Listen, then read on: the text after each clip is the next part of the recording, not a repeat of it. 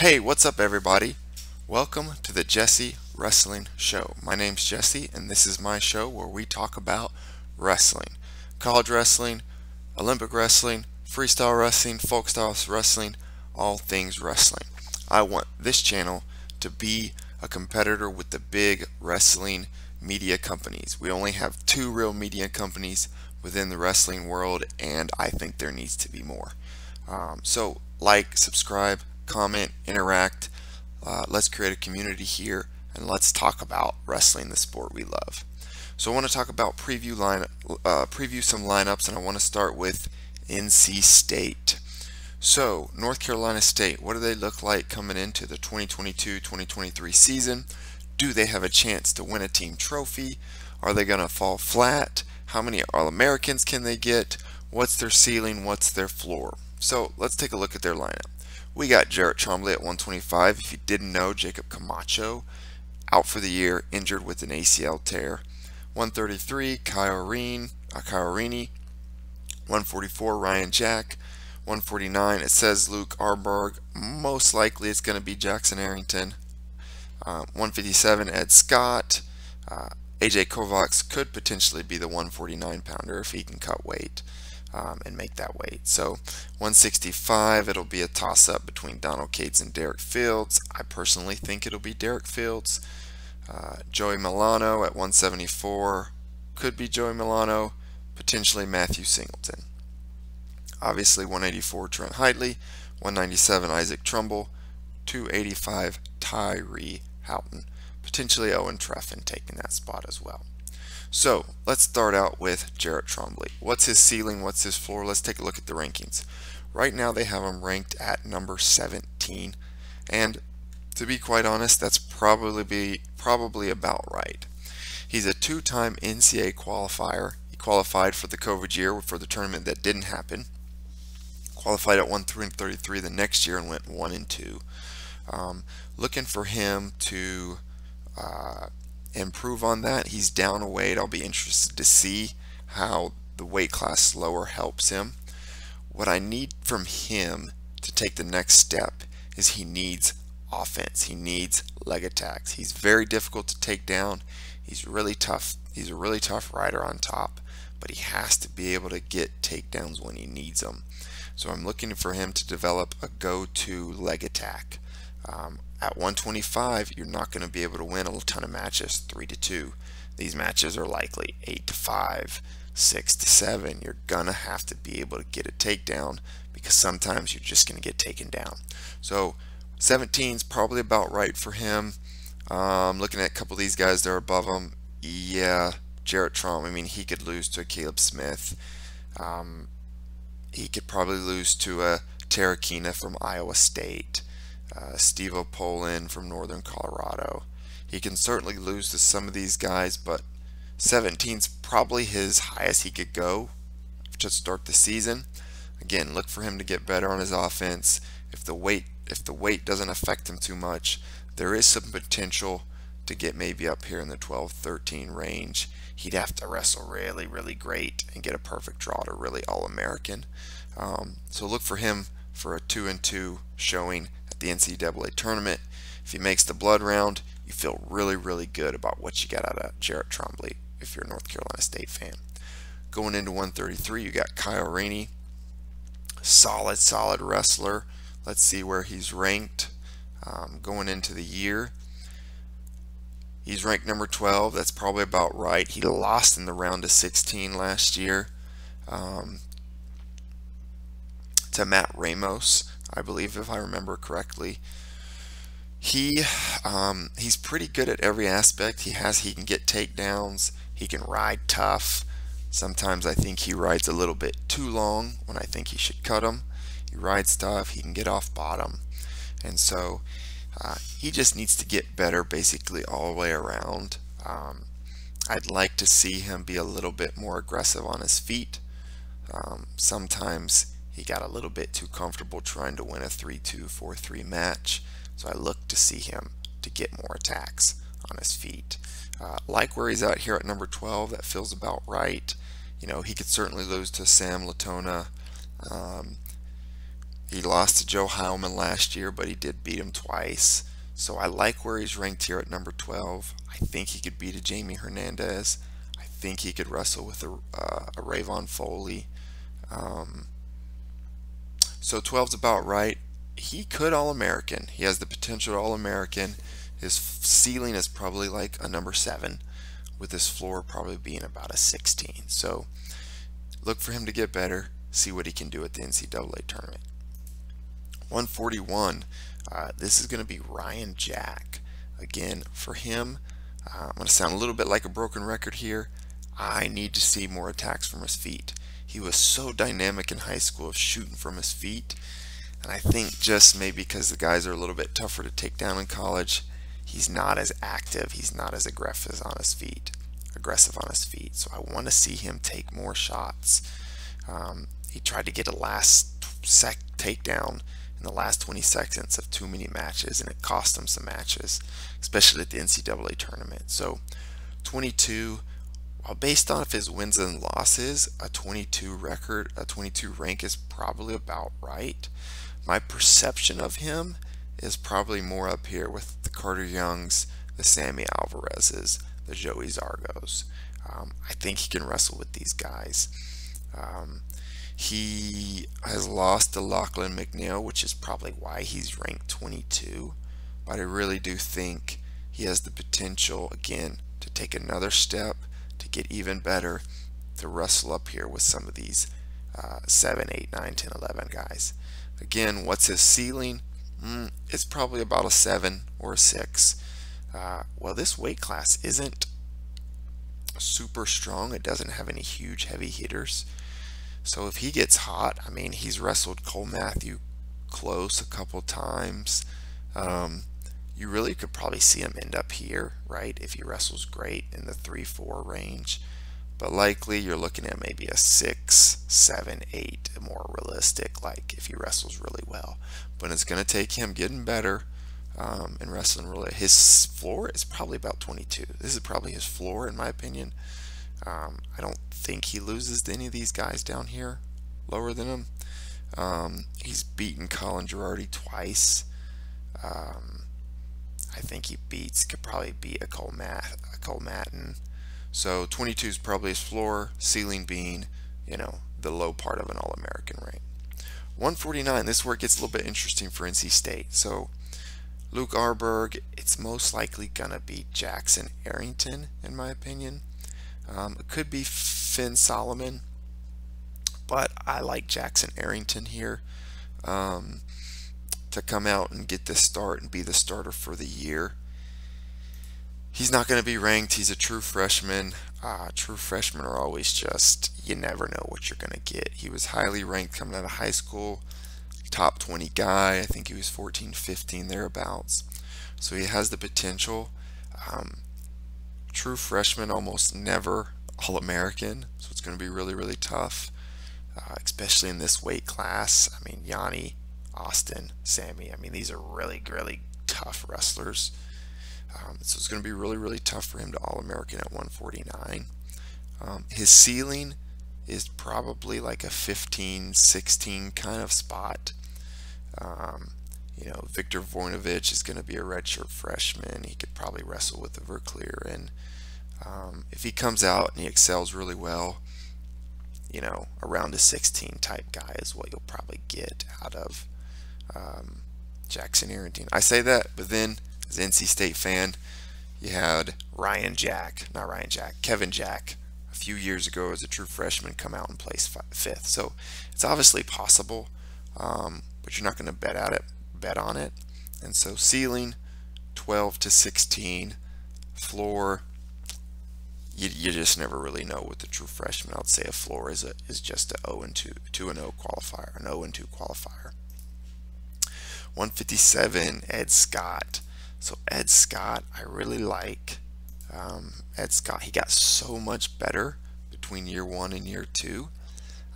I look to see another jump and another improvement. This weight class is so wide open. I'm going to say it. His ceiling is a national championship. He can certainly beat these guys. He can beat a Will Luan. He can beat a Peyton Robb. He's going to have to get better. He's going to have to not rely so much on a headlock. He does have some good leg attacks. My one frustration with Ed Scott is sometimes he just gives up a takedown too easily. I've seen so many matches of his where he'll start out, he'll get taken down in the first 30 seconds. He has such a high pace where he can normally go get 2 or 3 takedowns and it's not a problem. But against these best guys, against a Peyton Robb, a Couture team, you can't give up an easy takedown. That's what cost him in the quarterfinals. He gave up a takedown in the first 20 seconds, and then the other guy just kind of shut it down, held position, and won the match. So he can't give up a cheap takedown. Really like his ceiling at number 1. His floor is probably a blood round type of guy, right? You like his chances to All-American. You feel really good he will All-American. But again, until he takes the next step, you're not going to say he's a surefire All-American. 165, this is going to be Donald Cates or Derek Fields. I think it's going to be Derek Fields, regardless of who it is.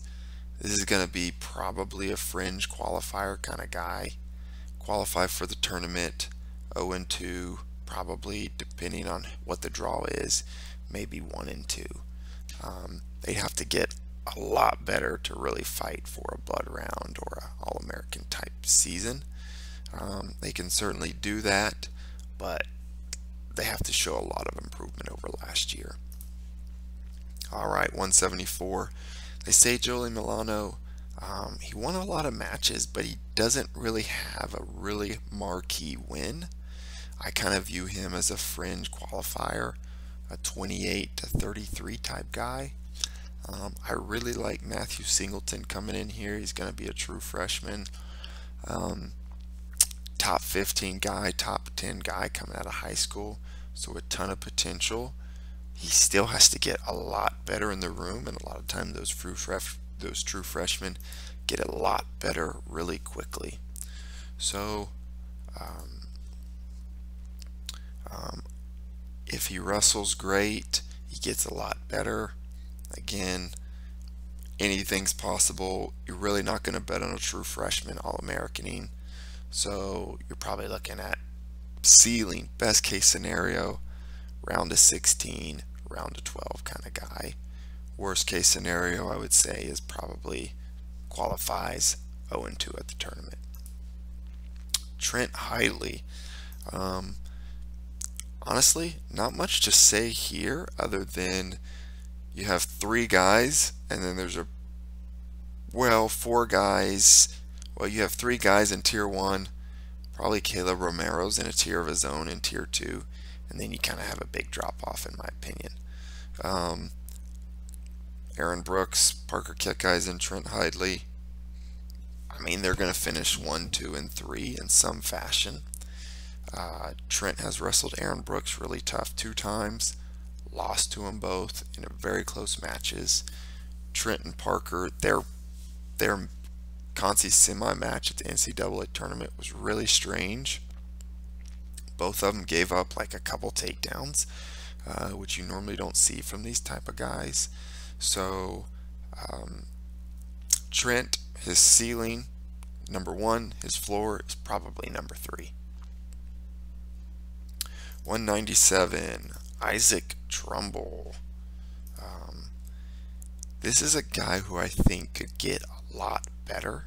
He every time I see him wrestle, he's getting better. His very first year, he didn't have much offense as far as leg attacks. He was really difficult to take down. He could get that kind of down block go behind. And he's starting to develop some leg attacks. He's always going to be more of a predominantly you can't take me down kind of guy, but he's getting better. He beat Cam Caffey in freestyle at the US Open or the World Team Trials, one of the two. And so he's getting better. He's starting to get some takedowns. He's beaten Nino Bonac. I don't know why he's ranked so low at number 18. I think he lost to Luke Stout maybe at the tournament, but I don't think he should, because he's beaten Nino Bonacorsi 3 times. He's beaten Rocky Elam. I know they don't count freestyle, but he's beaten Cam Caffey. And so I really think he probably should be higher. This is a tough weight class, by the way. But I look for him to get better. His ceiling, probably 4 or 5, right? I think he could beat all these guys just because he's so hard to take down. But again, because he doesn't have a ton of offense, you know, he could lose to a Luke Stout. He could lose to a Cordell Norfleet. He could lose to some of these guys if he allows himself to get into a 3-2 type of match and you give up 1 takedown and you end up losing. Heavyweight. So the starter last year was Tyree Houghton. He'll probably continue to be the starter. I wouldn't be shocked if Owen ends up taking the starting spot. They're virtually kind of like, they have different styles. Tyree's a very tough to take down kind of guy, and Owen's more of your attack, get to the legs. But they have the same caliber of wins. You know, they're probably 15 to 25 type guys. Tyree's at 13. To be honest, that's probably his ceiling, maybe around a 12. He'd have to get better and get an offensive attack. I don't know that that's necessarily taking a shot and getting to the legs, but some sort of, I don't know if it's a throw by or a whatever it might be, but some sort of attack can generate offense, generate points. He lost to this Campbell guy pretty badly in the duel last year, so he can certainly get beat by some of these guys. Like I think Owen Truffin lost to Wolf Ingram last year. Tyree beat Hunter Katka, but then I think he lost to him at the ACC tournament. So he can lose to some of these guys, but he's capable. He wrestled Zach Elam really tough. So his ceiling is probably a blood round. The floor, 1 and 2 at the NCAA tournament. So overall synopsis in North Carolina State: high ceiling, low floor. So they're currently at 17. That's because they had Trent at number 3 and Ed Scott at number 6, right? So a worst case scenario is probably you only have 2 All-Americans in Trent and Ed, and everyone else does an All-American. That would be, I think, their floor at 17. A real low floor would be if Ed Scott did an All-American, and then they're probably at 20. That would be, but then they have so many options that could kind of sneak into that All-American area. Trombley, if he gets a lot better. Kai could get there. Ryan Jack could get there. That's 3 more. Arrington, probably not. Derek Fields, probably not. Matthew Singleton, maybe, but probably not. Trumbull could get there. So you got 4 other options where you think if we get a little bit better, we could maybe, 6 different people could All-American. Are they going to get 6? No, not all 4 of those potentials are going to All-American, but you have more bullets there. Maybe only 2 of them do, and then you have 4 All-Americans. And if Trent wins and Ed Scott gets 3rd, you're close to a team trophy. So they have to get better, and they have to wrestle really well. Team trophy is possible, but there's got to be a lot of improvement. You probably also need in those first consi matches a pin where you can get 2 extra team points. It's going to have to be a complete team effort. They're going to have to qualify probably all 10 weights and get points from everywhere, but it is possible, but they still have to do it. Thanks guys for tuning in. That was my synopsis on North Carolina State. Let me know what you think, what you think they should be ranked, where could they potentially get All-Americans. Leave comments, subscribe. Let's build this channel together. Thanks guys. See you next time.